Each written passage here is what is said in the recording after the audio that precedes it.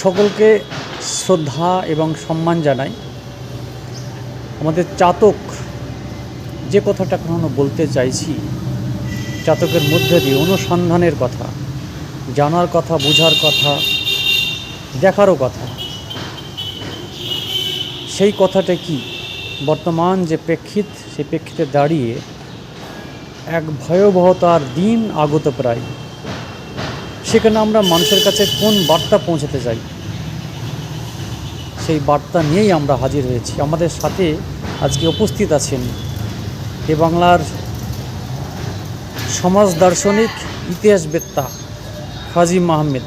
সর্বোপরি তিনি চাতকের এক অন্তপ্রাণ মানুষ, যার পরামর্শ, যুক্তি এবং আন্তরিক সদিচ্ছায় সব কিছুই এখন যাপিত হচ্ছে। তার সাথে আমরা কথা বলব। এশায়ার নিয়ে যে তুলকালাম, এশায়ার কি ভারতের অন্য প্রান্তে হয়নি? এশায়ার তো ভারতের অন্য প্রান্তেও হয়েছে, কিন্তু সেখানে তো কোনো শোরগোল নেই। এবং সেখানে এই নিয়ে লক্ষ লক্ষ বা কোটি ভোটারহীন হয়ে পড়েছেন, তেমন পরিস্থিতি তৈরি হয়নি। তো শুধুমাত্র পশ্চিমবাংলাতে এশায়ার নিয়ে এত তর্ক বিতর্ক কেন? সর্বভারতীয় ক্ষেত্রে যে রাজনৈতিক ক্ষমতা দেশ পরিচালনার ক্ষেত্রে সামান্যতম কোনো রাজনৈতিক পদ্ধতিতে দেশ পরিচালনা করছেন না, সম্পূর্ণত ধর্মীয় সাম্প্রদায়িকীকরণ এবং মেরুকরণ, তার ভিত্তিতে কোনো রাজনৈতিক পরিকল্পনা নেই, কোনো ইকোনমিক পরিকল্পনা নেই, সামাজিক ক্ষেত্রে সদ্ভাব বিকাশের জন্য কোনো পরিকল্পনা নেই, নারী ক্ষমতায়নের কোনো প্রশ্ন নেই। এত শিশু বুভুক্ষ, দুর্ভিক্ষ, অপুষ্টিতে ভুগছেন, তাদের নিয়ে কোনো কথা নেই। একমাত্র বিষয় হচ্ছে সাম্প্রদায়িকতাবাদ। সেক্ষেত্রে সংখ্যাগুরু, সংখ্যালঘু, ডেমোক্রেসিতে সংখ্যাগুরু, সংখ্যালঘু, নাগরিক আবার কি? এখানে সংখ্যালঘু, সংখ্যাগুরু বলে নাগরিক তো হওয়ার কথা নয়। নাগরিক ইজ নাগরিক, নাগরিক ইন্ডিয়ান ইজ ইন্ডিয়ান। এখানে তো সংখ্যালঘু, সংখ্যাগুরু থাকার কথা নয়। কিন্তু এই সংখ্যাগুরু, সংখ্যালঘুর বিষয়টির ব্যাপারটা নিয়েই রাজনীতি শুরু হলো এনআরসির থেকে। এনআরসি জুজুর ভয় দেখিয়ে পশ্চিমবঙ্গীয় এই ক্ষমতাবান মহিলা একটা পার্টিকুলার সম্প্রদায়কে জুজুর ভয় দেখিয়ে পুরো ভোটটা নিলেন, এবং সেই রকম সময়ে এমন কিছু কাজ করলেন যাতে হিন্দু সাম্প্রদায়িকতা, হিন্দুদের মনোবাদী, তাদের ক্ষমতা বেড়ে যাওয়ার বর্তমানের এখন কি বেড়ে যাওয়ার সম্ভাবনা দেখা দিল। এই রকম পরিস্থিতিতেই আবার ভোট, সেই ভোট এসেই অত্যন্ত অল্প সময়ের মধ্যে এত বড় বৃহৎ দেশে এশায়ার, হঠাৎ করে এশায়ার চলে এলো। এশায়ার করার বিষয়টা যদি মনেই হতো, তাহলে দীর্ঘকাল ব্যাপী থেকেই ব্যাপারটা হতে আসতে পারত। এতদিন ধরে যারা ভোট দিচ্ছিলেন, ভোটার লিস্টে তাদের নাম রয়েছে, অথচ 2002-এর ভোটার লিস্টের উপরে নির্ভর করে এখন পর্যন্ত তাদের কী নাম আছে, না নাম আছে, কোথায় ঠিকানা, নাম, ইত্যাদি ইত্যাদি। রাজনৈতিক নেতৃবর্গের মধ্যেই কি তারা প্রমাণ করতে পারবে যে 2002 পর্যন্ত তার ভোট বা ভোটার তালিকায় নাম ছিল?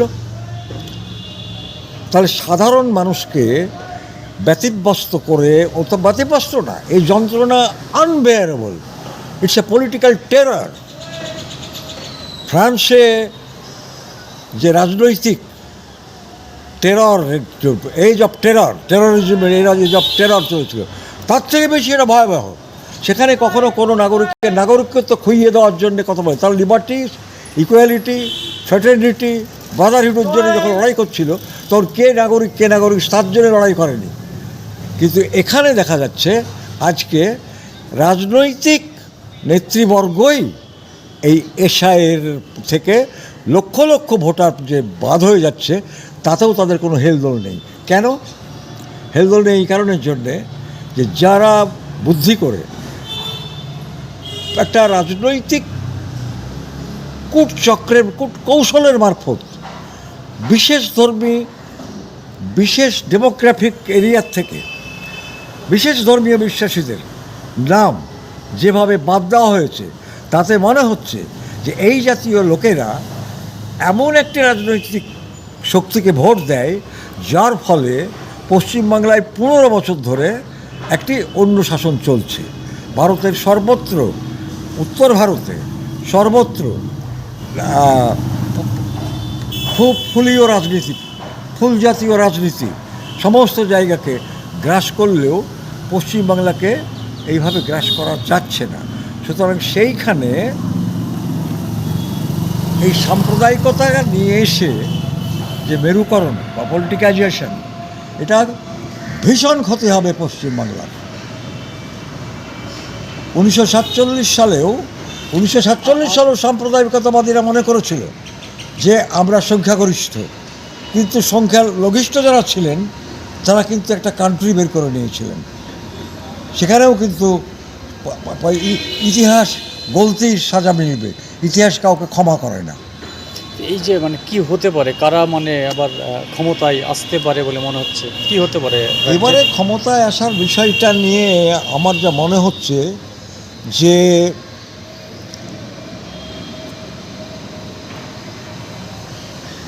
সাম্প্রদায়িকতাবাদী অথচ আমরা সাম্প্রদায়িকতা করি না, হিন্দু মুসলিম জৈন খ্রিস্ট শিখ ইসাই সবাইকে নিয়ে চলি, ঘোমটা দিই, হিজাব করি, ইত্যাদি করে বুঝিয়ে একটা সিউডো সেকুলারিজমের কথা যারা বলে, এই দুজনের বাদ দিয়ে অন্য যারা সেকুলার ফ্রন্টের লোক রয়েছেন অপেক্ষাকৃত, মার্ক্সবাদীরা এবং জাতীয় কংগ্রেস কিঞ্চিৎ ভূমি পশ্চিমবাংলায় পাবে বলে আমার মনে হয়। একেবারে শূন্য অবস্থায় যে রয়েছেন সেই শূন্য অবস্থাটি এবার থাকবে না বলে আমার মনে হয়। আর যারাই শাসনে আসুন না কেন,